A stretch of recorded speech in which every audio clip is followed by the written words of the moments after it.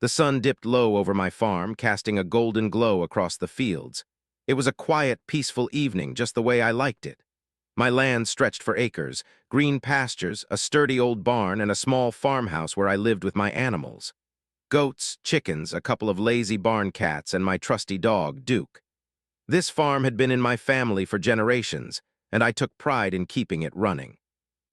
I had little patience for nonsense, which was why my run-ins with the local HOA, particularly its self-appointed queen, Karen, always tested my limits. Technically, my land wasn't part of the HOA, but that didn't stop Karen from trying to impose her ridiculous rules on me. She had once tried to fine me for excessive rooster crowing on my own property. I ignored her, of course, but she never gave up. That particular evening, I was coming back from town when I noticed something strange. White chairs and tables were being set up near my barn. A white arch, decorated with fake flowers, stood in the middle of my field. There were caterers unloading trays of food and a DJ testing out his speakers. My stomach sank. This wasn't just a party, this was a full-blown wedding. I marched over looking for the person responsible, and sure enough, there she was. Karen, dressed in a crisp white blazer, barking orders at the workers like she owned the place. I barely had to open my mouth before she turned, flashing me a tight, fake smile. "Oh, you're home. Wonderful. I was hoping you wouldn't mind," she said, as if she hadn't just trespassed onto my land. I crossed my arms. "Karen, what the hell is going on here?" She waved a dismissive hand. "Oh, don't be dramatic. My niece is getting married, and we needed a rustic venue. The country club was fully booked, and honestly, your farm has such character." I stared at her, waiting for some kind of punchline. "You're joking." "I knew you'd be a good neighbor about this," she chirped, completely ignoring the clear rage building on my face. "It's just for one evening. You weren't using this field for anything important, right?" My blood boiled. She hadn't asked. She hadn't even pretended asterisk to ask. She had just assumed she could waltz onto my property and throw a wedding. I glanced at the caterers setting up an extravagant buffet, the florists hanging lights from my barn, and the clueless bride laughing with her friends. Karen folded her arms, looking at me expectantly. "Well." I took a deep breath, forcing a calm smile. "Oh, don't worry, Karen, I'll handle it." She beamed, having no idea what was coming next. I walked away before I said something I'd regret. My fists clenched as I made my way to the barn, my mind racing. Karen had some nerve, waltzing onto my land, setting up a wedding like it was her backyard. Not even a text, a call, asterisk nothing, just pure entitlement. Duke trotted beside me, sensing my frustration. I leaned against the barn door, taking deep breaths. I needed to think. Kicking them out on the spot would cause a scene, but why should I be the one to deal with the fallout? No, this required something, better asterisk. I pulled out my phone and called my buddy Jake. "Hey man," he answered, "what's up?" "You busy?" "Not really, why?" "I need a hand dealing with some trespassers." Jake chuckled, "Karen again." "Yep. Damn, what's she done now?" "She's hosting a asterisk wedding on my farm, without asking." Silence, then a low whistle. "No way, a whole wedding." "Yup, tables, decorations, catering, the whole deal." Jake laughed. "That woman's got some balls." I smirked. "I'm thinking of a little payback." There was a pause, then Jake's voice dropped to a conspiratorial tone. "I'm listening." I glanced toward the field, watching Karen instruct the staff like some kind of queen. "Meet me at the barn in an hour, and bring your camera. I want this on record." "Got it," Jake said, sounding way too excited. "This is gonna be good." After hanging up, I turned my attention to my real secret weapons, the goats. I kept a small herd of about 10, and they were notorious for getting into trouble.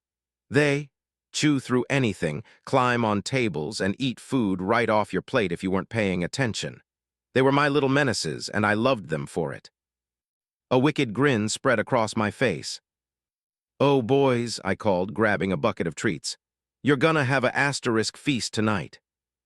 The goats perked up instantly, trotting over with their usual mischievous energy. They had no idea what was coming, but one thing was for sure. Karen's fancy little wedding was about to get real interesting. As the sun dipped lower, guests started arriving. Fancy cars lined up along the dirt road leading to my farm, their tires kicking up dust. Women in pastel dresses and men in tailored suits strolled onto my land like they belonged here. Laughter and clinking glasses filled the air as servers in crisp white shirts bustled around with trays of hors d'oeuvres. I stood by the barn, arms crossed, watching it all unfold. Every time I thought Karen couldn't get worse, she proved me wrong. Jake pulled up in his old pickup, hopping out with a grin. "Man, you weren't kidding," he said, looking at the wedding setup. "They didn't just borrow your land, they took over." I smirked, and they're about to regret it. He lifted his phone. "Tell me we're rolling footage on this." "Oh, you bet," I said, patting my pocket where my own phone was ready to record. "Now let's get the real guests ready." I grabbed a bundle of hay and a handful of goat treats, shaking them in the air. Like clockwork, my herd perked up, ears twitching, eyes locking onto me. They knew that sound meant food. "Come on, boys," I called, unlatching the pen. "Dinner served." The goats wasted no time. They trotted out, tails wagging, hooves clicking against the dirt. Duke barked excitedly, running alongside them. Jake stifled a laugh. "Man, I love your goats." "They're about to earn their keep," I muttered. We guided them toward the wedding setup, careful not to be seen just yet. Karen stood near the buffet, chattering with the wedding planner, completely oblivious. The bride and groom were taking pictures by the fence, their backs turned. "Perfect." I gave one last shake of the treat bucket, and then let them go. The goats charged forward, eyes locked on the buffet table like a pack of predators. And then chaos. It started with a single goat, Biscuit, the greediest of them all. He leaped onto the buffet table with shocking agility, his hooves clattering against the white linen. His eyes gleamed as he locked onto a massive platter of fresh fruit. Without hesitation, he sank his teeth into the watermelon centerpiece, ripping it apart like a savage. Then the rest followed. Daisy knocked over a tray of mini quiches, scattering them like confetti. Pepperhead, my biggest troublemaker, shoved his entire face into a bowl of pasta salad, chewing noisily as guests shrieked. A small, delicate woman in a floral dress yelped as Clover yanked a bread roll straight from her plate. The crowd erupted in screams and gasps. "What the hell?" someone shouted. "Oh my God, they're eating everything." A woman wailed, clutching her pearls like this was the worst disaster of her life. A man in a tux tried to shoo Biscuit away, only for the goat to headbutt him in the stomach, knocking him flat on his back. A group of servers scrambled to salvage what they could, but it was useless. Goats were fast, and they were hungry asterisk. Jake had his phone out, recording every second.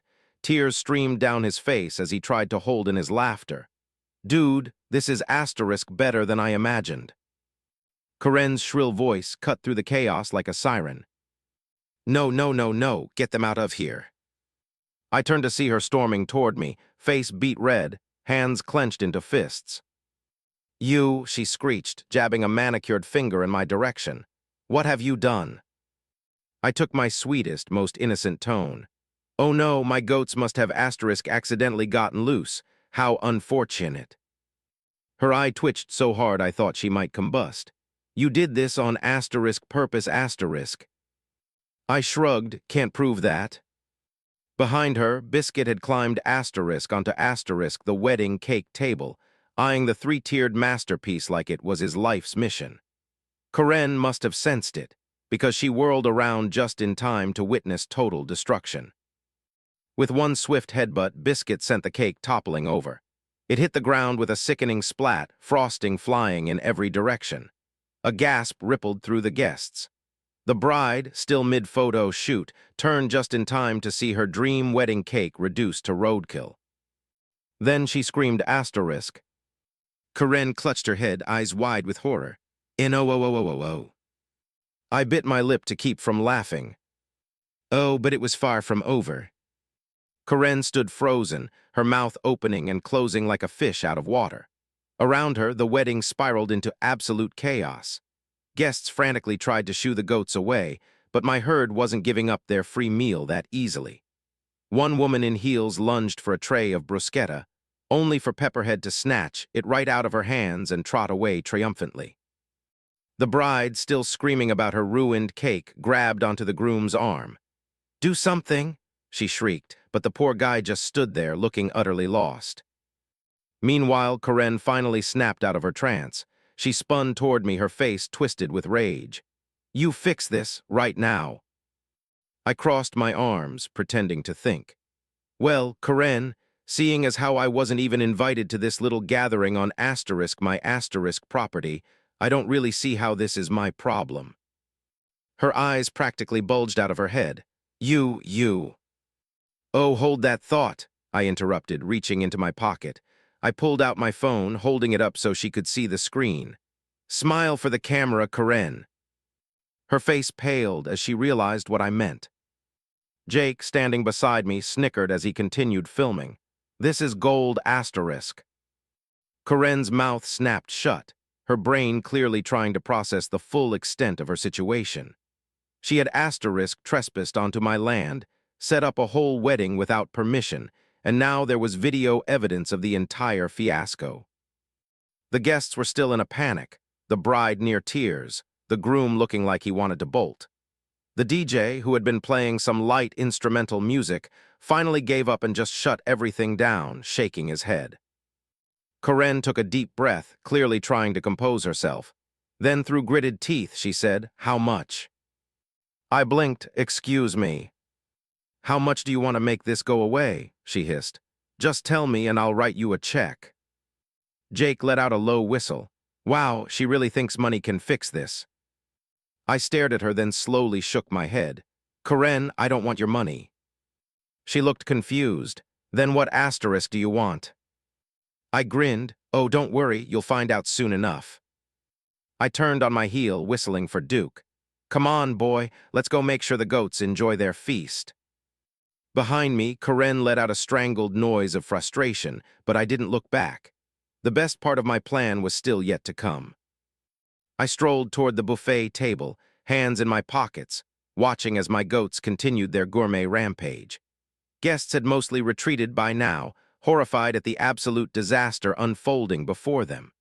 Some brave souls were still attempting to salvage the mess. An older woman in a floral dress was waving a napkin at Clover, who promptly ignored her and continued munching on a cheese platter. Jake was still filming, his shoulders shaking with silent laughter. "Dude, this is legendary," he whispered. Karen, on the other hand, was losing at. She stomped toward me, practically vibrating with rage. "You think this is funny? You've ruined this wedding, ruined IT." I raised an eyebrow. "Oh, I ruined it." I gestured to the tables, now thoroughly trashed by my hungry herd. "I'm not the one who planned a whole event on someone else's property without permission." Her jaw clenched so hard I thought she might break a tooth. "You could have just said no asterisk." I snorted. "You mean if you had asked? Yeah, funny how that works." At that moment, Biscuit, my fearless troublemaker, jumped onto what remained of the head table. His hooves clattered against the wood as he scanned the table for the real prize, the champagne tower. I swear time slowed. Biscuit locked eyes with me. I locked eyes with him. I didn't stop him. With a single headbutt, he sent the entire tower of expensive champagne flutes crashing to the ground. The guests gasped. The bride, who had been in the middle of wailing about her cake, actually shrieked. The groom, who had been chugging what was left of a beer, just nodded like he'd expected this all along. Karen looked like she was about to spontaneously combust. "That's it," she screamed. "I'm calling the cops." I smirked. "Oh, please do asterisk." I pulled my phone out of my pocket and held up the screen.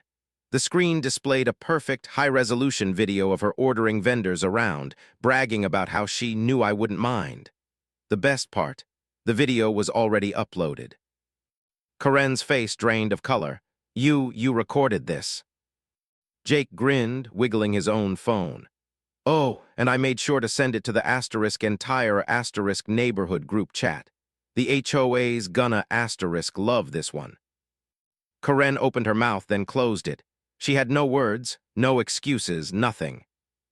For the first time in her life, she was completely speechless. Meanwhile, Biscuit, clearly enjoying himself, jumped down from the table and trotted up to me, a piece of wedding cake still dangling from his mouth. I scratched him behind the ears. Good boy. Karen's mouth flapped open and shut, her face shifting through at least 5 different shades of red. Her perfectly styled hair had frizzed from the stress, and her blazer was speckled with bits of frosting and goat fur. She looked wrecked. "Why you can't, you would," she stammered, glancing around wildly as if searching for someone to save her. But there was no saving this. The guests were already whispering, some of them holding up their own phones. "Oh, I would asterisk," I said, grinning. And I did asterisk. Karen's fingers twitched, and I could practically see the gears in her head spinning as she tried to come up with some way out of this mess. But before she could even attempt damage control, a new voice cut through the air. "Karen." We all turned to see a man in his late 50s storming toward her, Bill, the HOA president. He looked furious. Karen let out a nervous laugh. "Oh, Bill, I was just..." He held up his phone where Jake's video was still playing. "So this is how you've been representing the HOA? Trespassing, illegally using someone's land for a wedding, lying."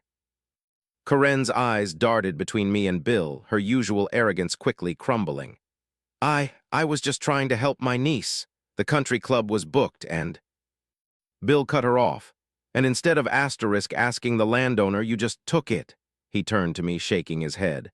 "I am so sorry about this. This is completely unacceptable." I shrugged. "Oh, don't worry, the goats took care of it." As if on cue, Biscuit belched loudly, sending a ripple of uneasy laughter through the remaining guests. Bill sighed, pinching the bridge of his nose. "Karen, this is the last straw.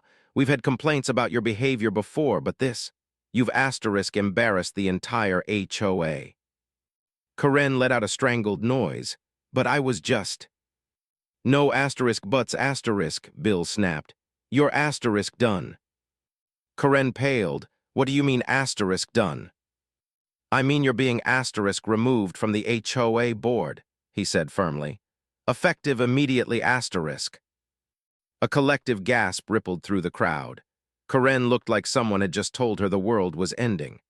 "Why, you can't do that. I built this HOA. I am the HOA." Bill crossed his arms. "Not anymore." Karen sputtered, her hands trembling with rage. Then she whirled back to me. "This is your fault," she screeched. "You did this on purpose, you." I held up my phone again. "Careful, Karen, you're already trending online." Her eyes darted to the guests, several of whom were still recording, and she let out a strangled scream of frustration. And then, humiliated, seething, and thoroughly defeated, Karen stormed off, heels crunching in the dirt as she disappeared down the road. The guests slowly started packing up, the bride looking like she wanted to murder her aunt. The caterers, now thoroughly out of food thanks to the goats, shrugged and started dismantling their setup. Jake clapped me on the shoulder. "Well," he said, grinning, "that went way better than I expected." I chuckled, watching Biscuit climb onto a chair, still chewing on something. "And the best part..." Jake raised an eyebrow. "What?" I smirked. "Karen still hasn't paid the vendors." Somewhere in the distance, Karen's frustrated scream echoed into the night. The sun had long set, and the last of the wedding guests had slunk away in silence. The once grand setup was now a wasteland of overturned tables, trampled decorations, and a buffet reduced to crumbs and goat droppings. It was beautiful. Jake and I stood near the barn, watching as the caterers packed up their empty trays, muttering about invoices, and somebody better be paying for this. I didn't envy whoever was going to be dealing with them next, because it sure as hell wasn't going to be me. Karen was long gone, likely sulking in her McMansion, trying to figure out how to spin this disaster. The fact that she had been kicked off the HOA board made the victory even sweeter. She had spent years bossing people around, and now she had asterisk nothing. Jake sighed happily. Man, that was art asterisk. I chuckled, scratching Duke behind the ears. You know, I almost feel bad. Jake shot me a look. Do you? I smirked, not even a little. Biscuit, still full of stolen wedding cake, plopped down at my feet and let out a satisfied sigh. I reached down and patted his head. Good work, buddy. As the last of the wedding crew disappeared, I took one final stroll through the battlefield. The broken cake, the abandoned floral arrangements, the ghost of Karen's rage still lingering in the air. It was all perfect. And best of all, I had asterisk video proof of the whole thing. By morning, the entire town would know what Karen had done. She wouldn't be able to show her face without someone reminding her of the time she got outsmarted by a bunch of goats. Jake stretched. Well, I'd say justice has been served. What now? I smiled, looking over my peaceful, goat-occupied asterisk land. Now I get my farm back. Duke barked in agreement, and as the night settled in, I finally felt the peace I had before Karen's nonsense. She had learned a lesson the hard way. You don't mess with a farmer on his own land. Especially when that farmer has goats.